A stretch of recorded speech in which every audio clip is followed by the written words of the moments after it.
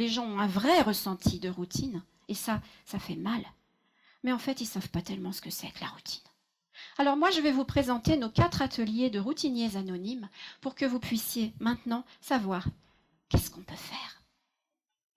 Le premier de nos ateliers, c'est Henri qui s'en occupe. Henri, il est heureux. Henri anime l'atelier des routines qu'il aime. Et il est vraiment heureux. Je vous le présente. Bonjour Henri, est-ce que vous voulez nous parler de votre atelier? Eh bien, notre atelier, c'est celui des routines qu'on aime. Et c'est trop agréable.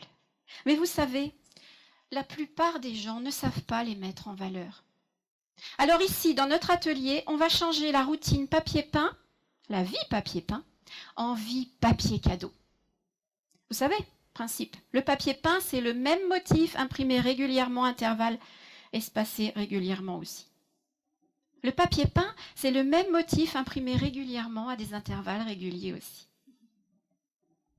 Henri, ça n'a pas l'air très différent, ça vaut le coup de changer? Mais oui, parce que le papier peint, c'est ce qui vous montre là où il y a des murs, des limites, les vôtres.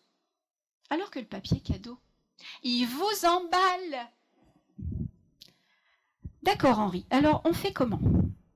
Eh bien d'abord on arrête d'appeler ça des routines. Les routines qu'on aime ne méritent pas de s'appeler des routines. Ce sont des rituels. Des rituels. Le mot rituel est un mot magique, est un mot religieux aussi. Le rituel, c'est quelque chose à quoi on tient, qui nous tient à cœur. Alors on fait des rituels. Moi par exemple, le matin, quand je me lève, j'aime bien faire le tour de mon jardin, aller parler à toutes mes fleurs, une après l'autre, respirer. Et avant ça, ma journée vaut rien. Ma femme, elle, c'est le soir.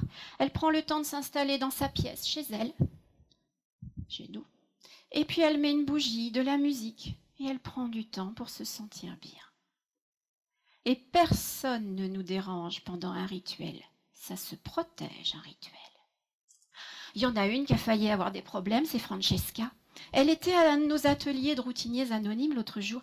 Une belle femme brune, les yeux verts, mi-française, mi-italienne.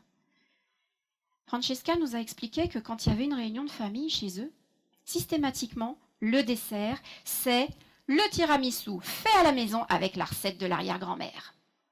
Sauf que Francesca, elle n'est pas que italienne et elle, le tiramisu, elle n'avait ras-le-bol.